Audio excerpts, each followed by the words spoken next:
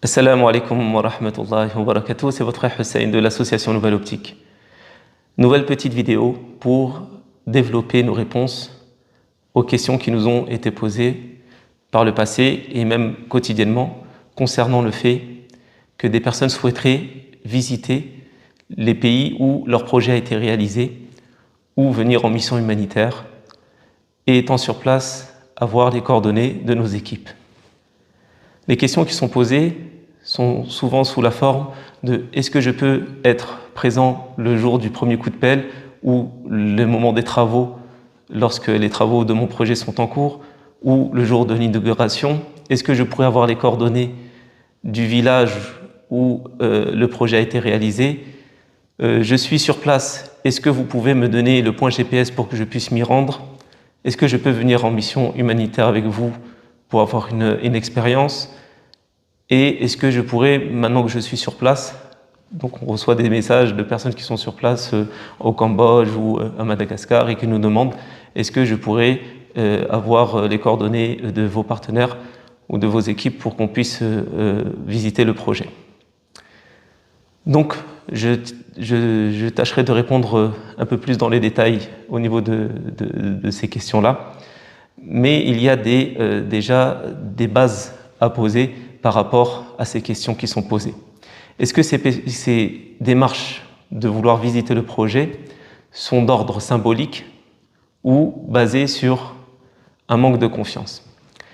Si c'est sur la symbolique, on est avec vous, on comprend que lorsque vous financez un projet pour aider des personnes, vous désireriez vous y rendre, rencontrer les personnes qui ont bénéficié du projet, une expérience à vivre, effectivement, pour rencontrer les bénéficiaires, se rendre compte de la misère dans laquelle ils vivent au quotidien, se rendre compte aussi du bien que vous avez apporté à ces familles, à ces villageois.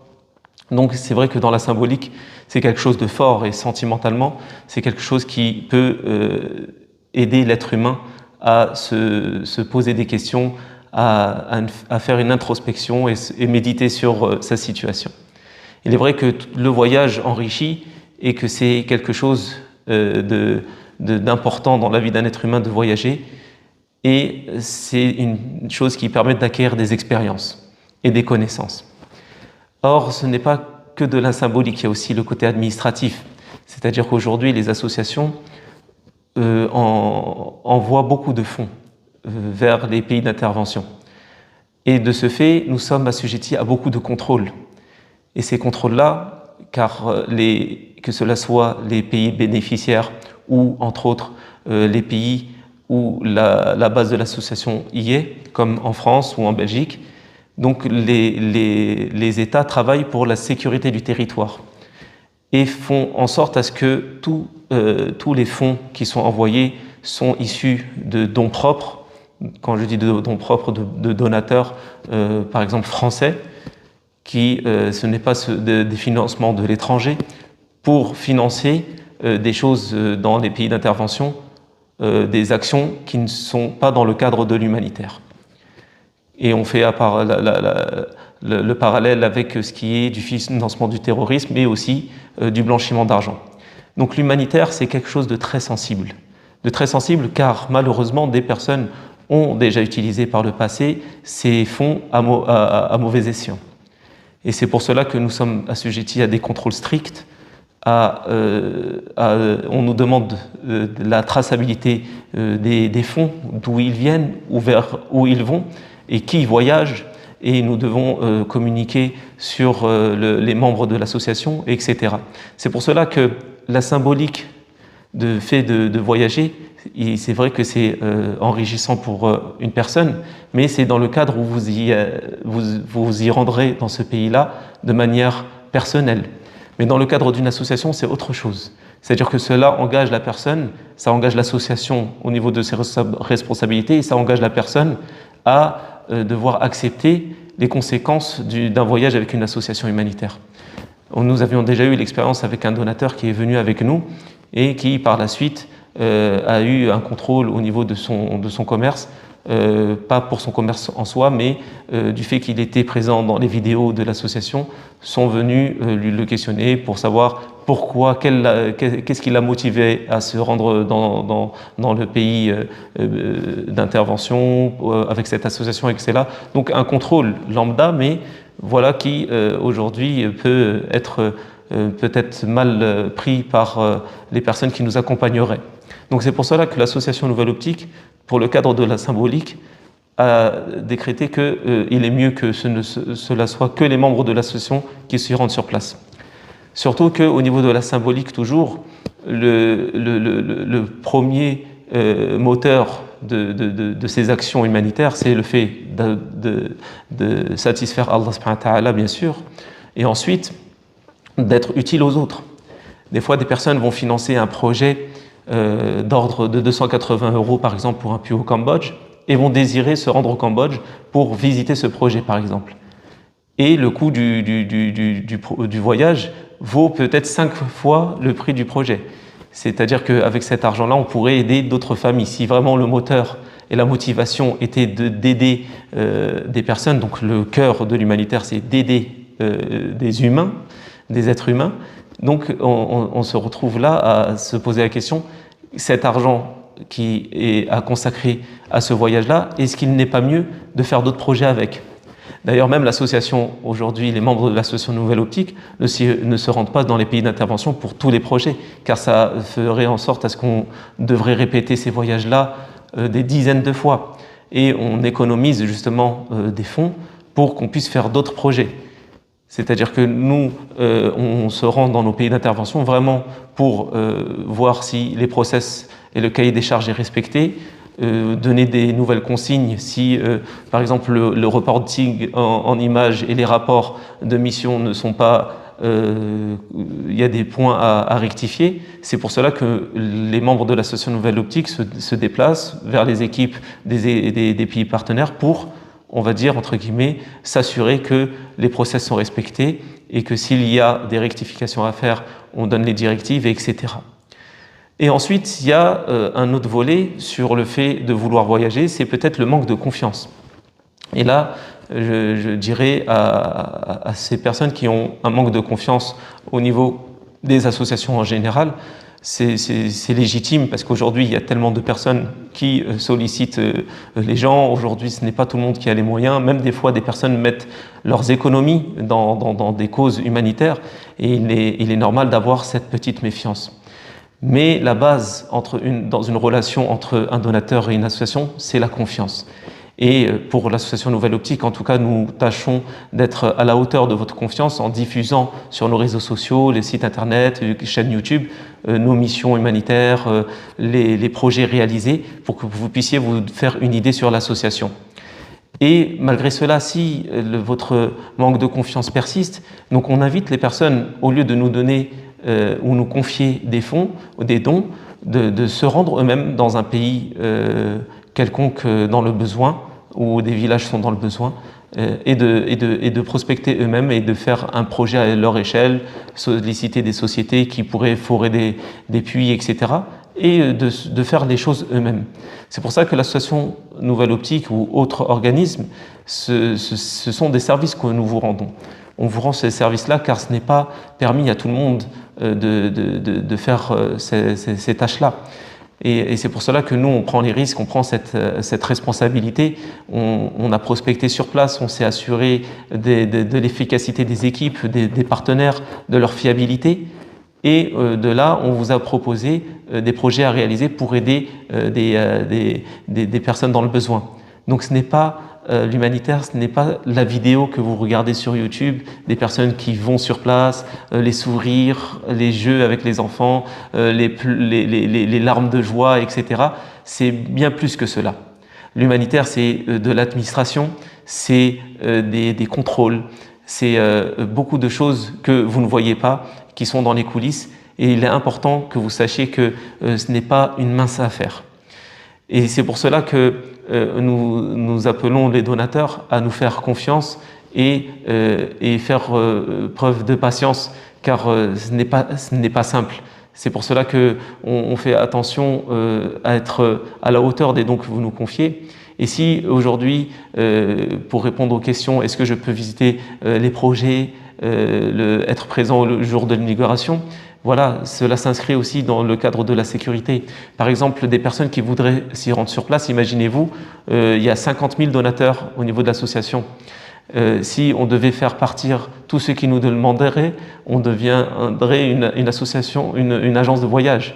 C'est-à-dire que ça serait une agence basée sur le voyage, à envoyer des personnes, comme vous avez bien pu le voir à travers des arnaques qui ont eu lieu dans le fait de faire du volontourisme, donc des organismes qui prétextaient faire de l'humanitaire tout en faisant des vacances, en se rendant dans un pays, aller dans une maison louée. Ils louaient même des enfants de villages éloignés pour pouvoir faire des figurants en tant qu'orphelins, et les personnes pensaient qu'en ayant payé un forfait de voyage, de découverte et faire de l'humanitaire, avec des puits qui ont été réalisés en même pas une semaine, qui étaient juste là pour montrer que voilà, vous avez fait une bonne action, et c'était en fin de compte que du gain pour les sociétés, ou en tout cas les personnes qui ont voulu faire que du business à travers cela. Donc il est important que la relation entre un donateur et l'association, une association, ce soit un rapport de confiance. C'est-à-dire qu'on a pris les risques de se rendre sur place, on a pris des responsabilités, à signer des conventions avec les personnes, faire en sorte à ce que tout soit bien tracé au niveau des dons. Et donc le fait de vouloir d'aller sur place au niveau administratif, c'est compliqué, parce que comme même vous allez par exemple demander un visa pour un pays ou arriver à l'aéroport dans un pays, vous avez toujours des petites fiches à remplir ou des réponses à apporter quant au fait où vous allez être hébergé, où vous allez vous rendre, etc. C'est pour cela que nous, quand on se rend dans des pays d'intervention, c'est avec des visas humanitaires. C'est-à-dire que nous annonçons tout de suite l'objet de notre présence dans le pays, et nous les informons avec une fiche de route en leur disant voilà, dans tel jour on sera de tel jour dans tel village, tel jour dans telle région, etc. Et ils prennent effet de ces informations-là, car ils protègent les personnes, que cela soit les personnes qui entrent dans le pays ou les résidents. C'est-à-dire que quand des personnes nous demandent est-ce que je peux aller je ne sais pas moi, au Cambodge ou au Népal, nous ne pouvons pas nous envoyer ces personnes-là dans des régions éloignées, et on ne sait pas ce qui peut leur arriver, car s'il leur arrive quelque chose, tout de suite on va accuser, ou on va pointer le doigt sur l'organisme qui les a envoyés en disant voilà, c'est eux qui ont demandé aux personnes de se rendre là-bas, etc. Et on ne veut pas prendre de responsabilité plus que ce que l'on a. Et aussi pour les villageois. Les personnes, vous comprendrez que donc les donateurs nous font confiance au niveau de leurs dons. Ils nous font confiance, ils nous donnent leurs dons, mais nous les connaissons pas. Si on envoie une personne qui arrive dans un village et il se passe un accident ou il y a une bagarre ou quelque chose et ça porte préjudice à un villageois, donc là les autorités vont nous dire qu'est-ce que vous avez, quelle est cette personne que vous avez envoyée là-bas, elle a commis tel tort, etc. On ne peut pas prendre ces responsabilités-là. Et donc les côtés administratifs et sécurité, il est très important dans le domaine humanitaire. Et pour celles qui se sont déjà rendus sur place et qui nous envoient des messages en nous demandant est-ce que je pourrais avoir le site de là où a été réalisé mon projet, donc sachez que le projet, quand nous le diffusons, quand on vous envoie les images, il y a toujours le nom de la région et le nom du village. Donc libre à chacun d'essayer de s'y rendre et de voir le projet. Mais de nous donner plus d'informations que cela, ça nous engage, ça ferait défaut à l'engagement qu'on a vis-à-vis des autorités. Et de là, les personnes nous demandent aussi les coordonnées de nos équipes. Donc nous, au niveau des équipes que nous avons sur place dans nos pays d'intervention, ce sont des données qui restent en interne de l'association. Pourquoi ? Parce que nous avons mis en place un process pour pouvoir contrôler le travail qui est effectué. C'est-à-dire qu'on ne peut pas, par exemple, une personne qui veut se rendre, avoir les coordonnées de l'équipe, ou une association qui vient d'être sur pied, nous demande est-ce que vous pouvez me partager avec moi vos partenaires qui sont dans vos pays d'intervention. Ce n'est quelque chose qu'on ne fait pas parce qu'on a, par la grâce d'Allah subhanahu wa ta'ala, réalisé des dizaines de milliers de projets. Des millions de personnes ont eu leur vie, leur quotidien qui a changé. Et ce, par un cahier des charges et un process bien ficelé. Et ce process-là, on doit le préserver. Donc il y a des choses qui restent en interne, car on a déjà eu la mauvaise expérience de présenter nos partenaires ou nos équipes à une personne qui, par la suite, a détourné en leur promettant je ne sais quoi, et qui a arrêté de travailler avec nous pour travailler un temps avec cette personne-là.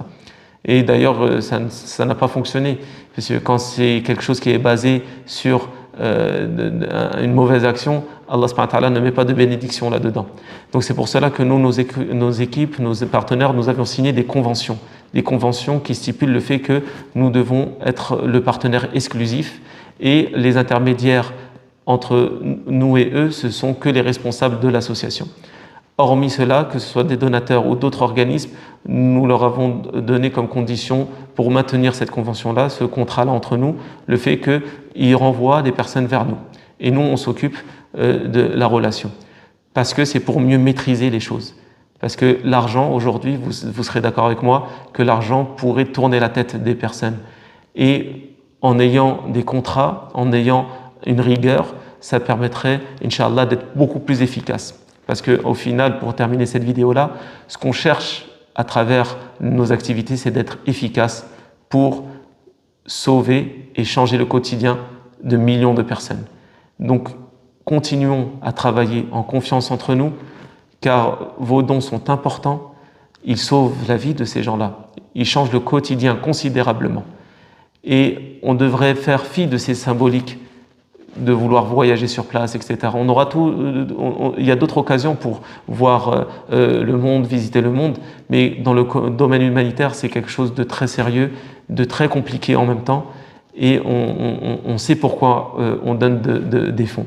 Comme je vous disais, si vous n'avez pas confiance aux organismes, rien ne vous empêche dans des pays proches ou des pays qui en ressentent le besoin, de vous y rendre et de faire quelque chose à échelle personnelle.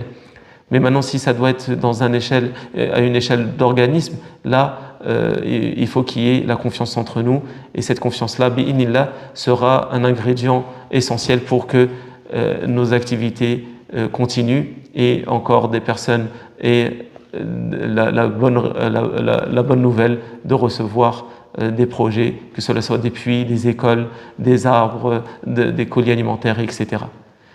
On demande à Allah subhanahu wa ta'ala de vous récompenser grandement pour votre soutien, votre patience, votre compréhension. On demande à Allah azza wa jal de nous affermir dans la bonne voie, de nous permettre d'être à la hauteur des dons que vous nous confiez, et ne nous oubliez pas dans vos invocations. Jazakumullahu khaira. Wassalamu alaikum wa rahmatullahi wa barakatuh.